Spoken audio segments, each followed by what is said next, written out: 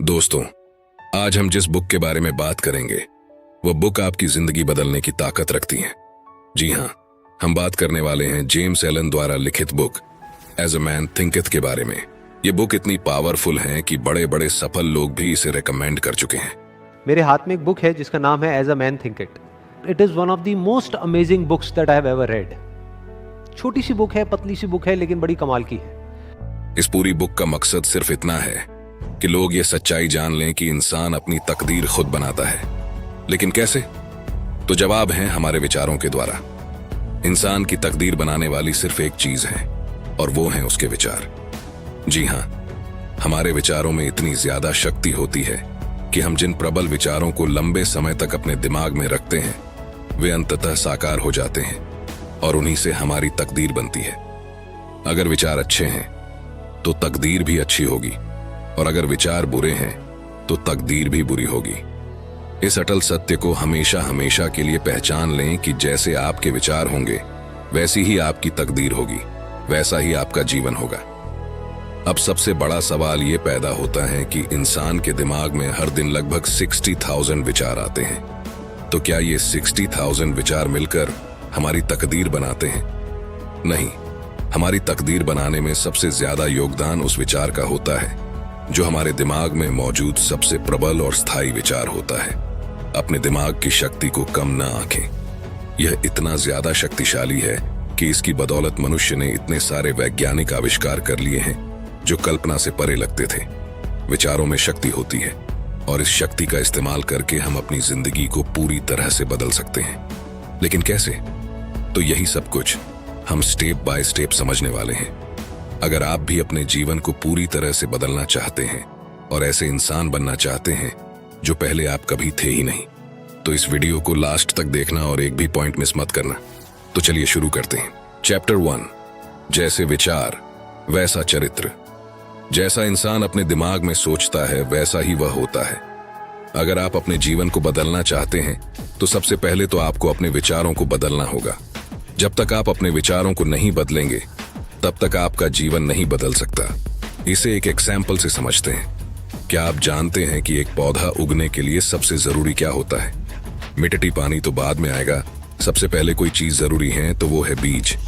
बीज से पौधा उगता है। बिना बीज के कोई पौधा पैदा नहीं हो सकता। इसी तरह विचार वह मानसिक बीज है जिसके बिना सक्रियता का पौधा नहीं उग सकता और कर्म का फूल नहीं खिल सकता और सुख या दुख का फल नहीं मिल सकता। देखिए, जब तक बीज नहीं होगा तब तक पौधा नहीं उग सकता। इसलिए विचार पहले आता है, काम उसके बाद होता है। सरल भाषा में समझें तो आपके मन में कोई विचार आता है और फिर आप उस विचार के अनुरूप काम करते हैं। यानी विचार बीज है और काम उस बीज से उत्पन्न हुआ पौधा है, और कर्म के इस पौधे से जो फल उत्पन्न होते हैं वे हैं सुख और दुख।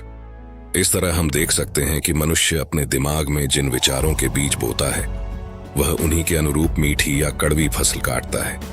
फसल कैसी होगी यह इस बात पर निर्भर करता है कि आपने कैसे बीज बोए थे।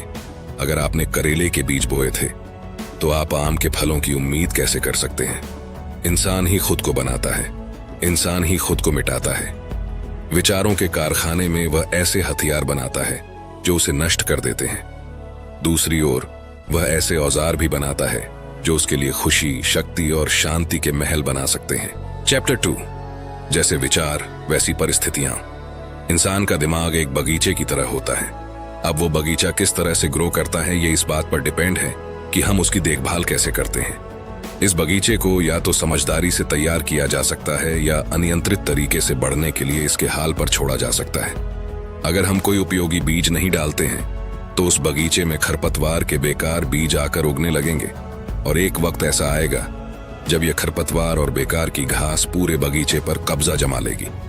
जिस तरह माली अपने बगीचे की देखभाल करता है, उसे खरपतवार से मुक्त रखता है और अपनी इच्छा के अनुसार फल फूल उगाता है, उसी तरह मनुष्य को भी अपने दिमाग के बगीचे की निरंतर देखभाल करनी चाहिए।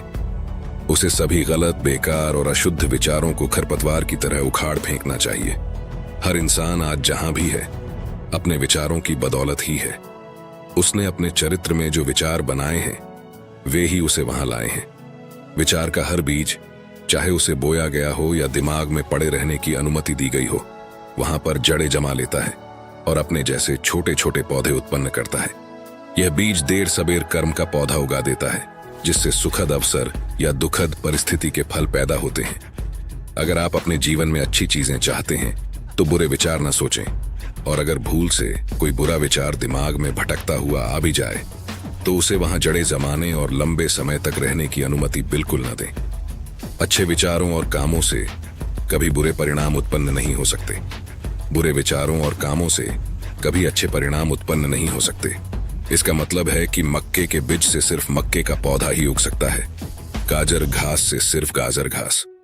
नैसर्गिक संसार या कृषि के क्षेत्र में तो इंसान इस नियम को समझता है और इसके अनुरूप काम करता है, लेकिन मानसिक और नैतिक जगत में बहुत कम लोग इसे समझ पाते हैं।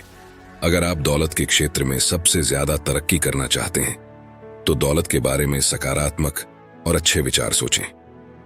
अगर आप स्वास्थ्य के क्षेत्र में सबसे ज्यादा तरक्की करना चाहते हैं तो स्वास्थ्य के बारे में सकारात्मक और अच्छे विचार सोचें। ध्यान रहे, आपको बाकी क्षेत्रों में भी सकारात्मक और अच्छे विचार ही सोचना है, लेकिन जिस क्षेत्र में आप सबसे ज्यादा तरक्की करना चाहते हैं उस क्षेत्र में आपको यह काम ज्यादा शिद्दत से और ज्यादा निरंतरता से करना चाहिए। चैप्टर 3, जैसे विचार वैसा स्वास्थ्य। आपका मस्तिष्क 1.5 किलो से कम का होता है, लेकिन यह पूरे शरीर की 25% ऊर्जा का उपयोग करता है। यह हर पल आपके शरीर को संकेत भेज रहा है कि उसे क्या करना है।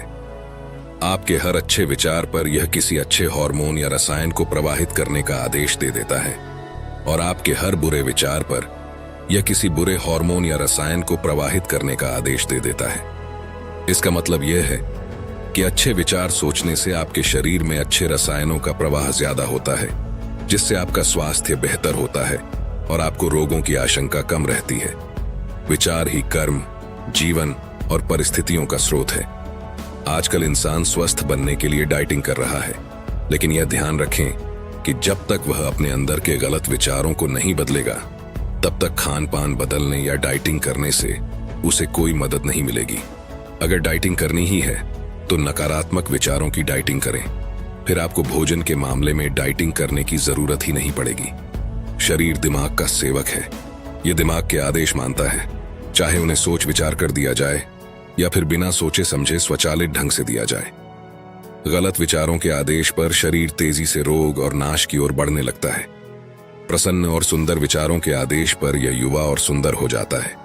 परिस्थितियों की तरह ही रोग और सेहत की जड़ें भी विचार में ही होती हैं। बीमार विचार बीमारी के रूप में प्रकट हो जाते हैं। अगर आप किसी के प्रति दिल में दुर्भावना रख रहे हैं तो हो सकता है कि यह हृदय रोग का कारण बन जाए। अगर आप क्रोध भरे विचार सोच रहे हैं तो हो सकता है कि आपको ब्लड प्रेशर हो जाए। अगर आप चिंता कर रहे हैं तो हो सकता है कि आपको कोई गंभीर रोग हो जाए। डर के विचार रिवॉल्वर की गोली की तरह इंसान की जान ले सकते हैं। जो लोग रोग से डर डर कर जीते हैं उनके रोगी होने की आशंका बढ़ जाती है। चिंता पूरे शरीर के मनोबल को तेजी से कम कर देती है और इससे रोग को शरीर में दाखिल होने का मौका मिल जाता है। शक्तिशाली, शुद्ध और प्रसन्नता भरे विचार शरीर में स्फूर्ति और आनंद भरते हैं। जिस तरह हवा और धूप अंदर आए बिना घर अच्छा और स्वास्थ्यवर्धक नहीं हो सकता, उसी तरह मजबूत शरीर और तेजस्वी, खुश शांत चेहरा तभी मिल सकता है जब आप खुशी, सदिच्छा और शांति के विचारों को खुलकर अपने दिमाग में आने दें। मैंने कुछ समय पहले एक दार्शनिक को मृत्युशैया पर देखा। उनकी उम्र ज्यादा थी, लेकिन वे बूढ़े नहीं दिख रहे थे। वे उतनी ही शांति से मरे जितनी शांति से वे जिए थे। इस बात की गांठ बांध लेना कि शरीर की बीमारियों को दूर भगाने के लिए प्रसन्नता से भरे विचारों से बढ़िया कोई डॉक्टर नहीं है। दुर्भावना, आलोचना, शंका और ईर्ष्या के विचारों में लगातार जीने का मतलब यह है कि आप खुद ही जेल बनाकर खुद को कैद कर रहे हैं। लेकिन सबके बारे में अच्छा सोचना, सबसे खुशनुमा व्यवहार करना और सभी चीजों में अच्छाई खोजना, इस तरह के निस्वार्थ विचार स्वर्ग के द्वार हैं। चैप्टर 4, उद्देश्यपूर्ण विचार सफलता दिलाते हैं। जब तक कि विचार को उद्देश्य के साथ न जोड़ा जाए तब तक कोई भी उपलब्धि हासिल नहीं हो सकती। ज्यादातर लोग अपने विचार की कश्ती को जिंदगी के महासागर में निरुद्देश्य बहने देते हैं। लक्ष्यहीनता दुर्गुण है। यह तबाह होने का अचूक उपाय है। जिन लोगों के जीवन का कोई उद्देश्य नहीं होता वे छोटी छोटी चिंताओं, डरों, कष्टों और दयनीय विचारों का आसानी से शिकार हो जाते हैं, जो सभी कमजोरी सूचक है। इंसान को अपने दिल में सही उद्देश्य या लक्ष्य रखना चाहिए और उसे हासिल करने में जुट जाना चाहिए। उसे अपने लक्ष्य को अपने सभी विचारों का केंद्र बिंदु बना लेना चाहिए। लक्ष्य को हासिल करने को अपना सर्वोच्च कर्तव्य मानना चाहिए। लक्ष्य तक पहुंचने के प्रति पूरी तरह समर्पित होना चाहिए। एक बार जब इसकी आदत पड़ जाती है तो इसकी बदौलत आप संसार में सब कुछ हासिल कर सकते हैं। जिस तरह शारीरिक दृष्टि से कमजोर व्यक्ति सही तरीके से और धैर्य से व्यायाम करके खुद को मजबूत बना सकता है, उसी तरह कमजोर विचारों वाला व्यक्ति भी सही विचारों का व्यायाम करके खुद को मजबूत बना सकता है। अगर आपने पूर्व दिशा में जाने का लक्ष्य बना लिया है तो सिर्फ पूर्व दिशा में ही आगे तक देखें, इधर उधर बिल्कुल न देखें। जिस तरह घोड़े की आंखों पर अगल बगल में पट्टी बांध दी जाती है ताकि वह इधर उधर की चीजों को देखकर विचलित न हो, बल्कि अपने सामने की दिशा में चलने पर ध्यान केंद्रित करें। लक्ष्य केंद्रित इंसान को भी अपने लक्ष्य की दिशा में प्रगति करते समय ऐसा ही करना चाहिए। शंकाओं और डर को दृढ़ता से दूर हटा दें।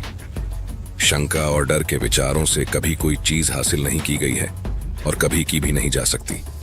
ये हमेशा असफलता की ओर ले जाते हैं। शंका और डर रहने से उद्देश्य, ऊर्जा, काम करने की शक्ति और सभी शक्तिशाली विचार थम जाते हैं।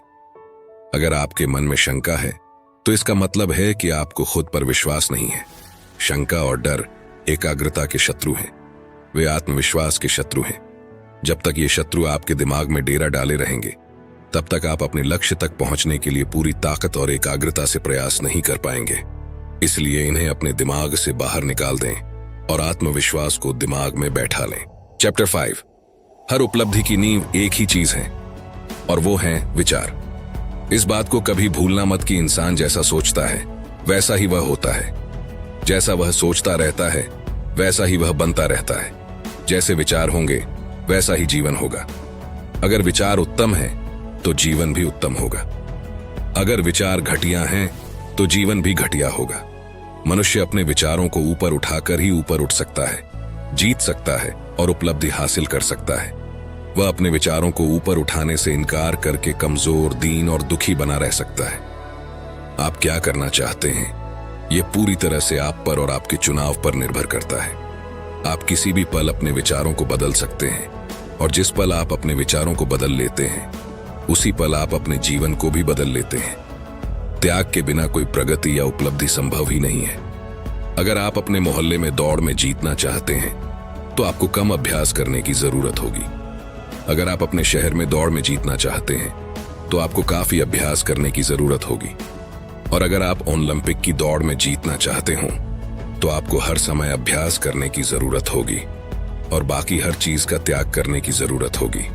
इसी प्रकार जो कम हासिल करना चाहता है उसे कम त्याग करने की जरूरत है। जो ज्यादा हासिल करना चाहता है उसे ज्यादा त्याग करने की जरूरत है। जो बहुत ज्यादा हासिल करना चाहता है उसे बहुत ज्यादा त्याग करने की जरूरत है। आपके लक्ष्य से यह तय होता है कि आपको कितना त्याग करना चाहिए। बस अपने विचारों को ऊपर उठाने और खुद को ज्यादा सद्गुणी बनाने का काम निरंतर करते चले जाएं। अगर आप सही विचार रखकर सफल हो जाते हैं तो आपका काम पूरा नहीं हुआ है। आपको पूरी तरह सतर्क रहना होगा कि कहीं गलत विचार आपके दिमाग में घुसकर डेरा न डाल दें। इसलिए समय समय पर अपने दिमाग की तलाशी लेते रहें और उस पर एक बोर्ड लगा दें, नकारात्मक विचारों का प्रवेश निषिद्ध है। सही विचारों की बदौलत हासिल जीत को कायम रखने के लिए लगातार अपने मस्तिष्क को सही विचारों से भरा रखें। नकारात्मक या बुरे विचारों के लिए जगह ही न छोड़ें। सफल होने के बाद कई लोग इस बात का ध्यान नहीं रखते हैं, जिसका नतीजा यह होता है कि वे तेजी से फिसल जाते हैं और दोबारा असफलता की घाटी में गिर जाते हैं। चैप्टर 6। हर सपना सुखद भविष्य का विचार है। जो व्यक्ति अपने दिल में बड़ा सपना रखता है वह एक न एक दिन उसे हासिल कर लेगा। कोलंबस ने दूसरी दुनिया खोजने का सपना संजोया था और उसने अंततः इसे खोज ही लिया। कोपरनिकस ने ज्यादा बड़े ब्रह्मांड का स्वप्न संजोया था और आखिरकार उन्होंने उसे खोज लिया। गौतम बुद्ध ने बेदाग सौंदर्य और पूर्ण शांति के आध्यात्मिक जगत का स्वप्न देखा था और वे इसमें दाखिल हो गए। अपने सपने संजोएं, अपने आदर्श सहेजें, बाइबल का नियम याद रखें, मांगें और पाएं। सपना देखने का मतलब है कि आप मांग रहे हैं। बार बार सपना देखने का मतलब है कि आप शिद्दत से मांग रहे हैं। लगातार सपना देखने का मतलब है कि आप उस चीज को 100% शिद्दत से मांग रहे हैं और आप खुद को उस पर केंद्रित कर चुके हैं। ऊंचे सपने देखें, क्योंकि आप जैसे सपने देखते हैं वैसे ही बनेंगे। आपके मन में संजोया गया सपना एक भविष्यवाणी है जिसे आप एक दिन पूरी करेंगे। इस बात को कभी ना भूले कि हर महान उपलब्धि पहले एक सपना होती है। विशाल वृक्ष छोटे से बीज में सोया रहता है। पक्षी अंडे में इंतजार करता है। सपने वास्तविकताओं के बीज हैं, क्योंकि सपने भविष्य के वे विचार हैं जो सही समय आने पर खुद को प्रकट कर देते हैं और मूर्त रूप में साकार हो जाते हैं। आपको वही मिलेगा जिसके आप लायक होंगे, न उससे कम न उससे ज्यादा। अविचारी, अज्ञानी और आलसी लोग सिर्फ चीजों के मूर्त परिणाम को देखते हैं। वे अमूर्त कारणों पर गौर ही नहीं करते हैं, क्योंकि वे दिखाई नहीं देते हैं। इसी वजह से वे हमेशा तकदीर, किस्मत और संयोग का जिक्र करते रहते हैं। किसी आदमी को अमीर बनते देखकर वे कहते हैं, उसकी किस्मत कितनी अच्छी है। किसी को बौद्धिक योग्यता हासिल करते देखकर वे कहते हैं, उसे जन्मजात प्रतिभा मिली है। और किसी के संत जैसे चरित्र और दूसरों पर उसके प्रभाव को देखकर वे कहते हैं, संयोग ने हर मोड़ पर उसकी मदद की है। वे उन कष्टों, असफलताओं और संघर्षों को नहीं देख पाते हैं जिनके बाद ही इन लोगों को ये परिणाम मिले। उन्हें इस बात का जरा भी अंदाजा नहीं होता कि सामने वाले ने कितने त्याग किए, कितनी निरंतर कोशिश की, कितनी आस्था रखी, जिसकी बदौलत उन्होंने अजेय दिखने वाली मुश्किलों को पार करके अपने दिल के सपने को साकार किया। उन्हें तो सिर्फ रोशनी और खुशी ही नजर आती है और वे इसे किस्मत का नाम दे देते हैं। वे लंबी और कष्टकारी यात्रा को नहीं देखते हैं, सिर्फ सुखद लक्ष्य तक पहुंचने की विजय गाथा को देखते हैं। इसलिए वे इसे आसानी से खुशकिस्मती कह देते हैं। ऐसे लोग प्रक्रिया को नहीं समझते हैं, बल्कि सिर्फ परिणाम को ही देखते हैं। इसलिए वे इसे संयोग का नाम दे देते हैं। इसीलिए अगर आप इस संसार में सफल होना चाहते हैं तो अपने विचारों पर सबसे पहले और सबसे बढ़कर ध्यान दें, क्योंकि जैसे आपके विचार होंगे वैसा ही आपका जीवन होगा। सफलता के विचार सोचेंगे तो सफल होंगे, असफलता के विचार सोचेंगे तो असफल होंगे। मुद्दे की बात यह है कि अगर सोचने का विकल्प चुनना हमारे हाथ में है तो फिर सफलता के विचार क्यों न सोचें। इसी में समझदारी है, इसी में फायदा है। चैप्टर 7, शांत विचार, शांत जीवन।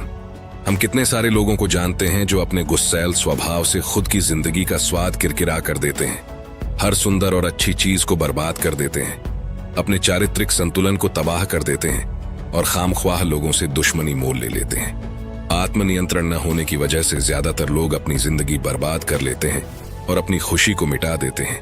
आत्मनियंत्रण ही शक्ति है। सही विचार ही स्वामी बनने का उपाय है। शांति ही शक्ति है। अपने हृदय से कहें, शांत हो जाओ। अपने मस्तिष्क से कहें, अच्छे विचार सोचो, सही विचार सोचो, सकारात्मक विचार सोचो, नेकी के विचार सोचो। मानसिक शांति परिपक्व अनुभव की निशानी है। इंसान उसी हद तक शांत रहता है जिस हद तक वह यह मानता है कि उसका जीवन उसके विचारों का परिणाम है। वह बात का बतंगड़ नहीं बनाता, विचलित नहीं होता, चिंता नहीं करता और दुखी नहीं होता। वह हर स्थिति में संतुलित और शांत बना रहता है। शांत व्यक्ति खुद पर शासन करना सीख लेता है, इसलिए वह दूसरों के अनुरूप ढलने का तरीका जानता है और दूसरे लोग उसकी आत्मिक शक्ति के कायल होते हैं। इंसान जितना ज्यादा शांत होता है, उसकी सफलता, प्रभाव और नेकी करने की शक्ति उतनी ही ज्यादा बढ़ती है। सामान्य व्यापारी भी अगर ज्यादा आत्मनियंत्रण और शांति विकसित कर ले तो उसकी व्यापारिक समृद्धि बढ़ जाएगी, क्योंकि लोग हमेशा शांत व्यक्ति के आसपास रहना चाहते हैं। शांत व्यक्ति से सभी प्रेम करते हैं, उसका हमेशा सम्मान किया जाता है। वह तपती धूप में छायादार पेड़ जैसा होता है, वह तूफान में सहारा देने वाली चट्टान जैसा होता है। और एक लास्ट बात, इंसान को हमेशा वैसे ही विचारों को अपने मस्तिष्क में जगह देनी चाहिए जिन्हें वह साकार करना चाहता हो। अगर आप अपने जीवन को सुखद बनाना चाहते हैं तो सुखद विचार सोचें। अगर आप अपने जीवन को समृद्ध बनाना चाहते हैं तो समृद्धि के विचार सोचें। अगर आप अपने जीवन को स्वस्थ बनाना चाहते हैं तो स्वास्थ्य के विचार सोचें। और जब आप ऐसा करेंगे तो आपको बहुत बढ़िया परिणाम मिलेंगे, क्योंकि जैसे आपके विचार होंगे वैसा ही आपका जीवन होगा। आपको अपने जीवन में आगे बढ़ने के लिए बहुत सारी शुभकामनाएं। धन्यवाद।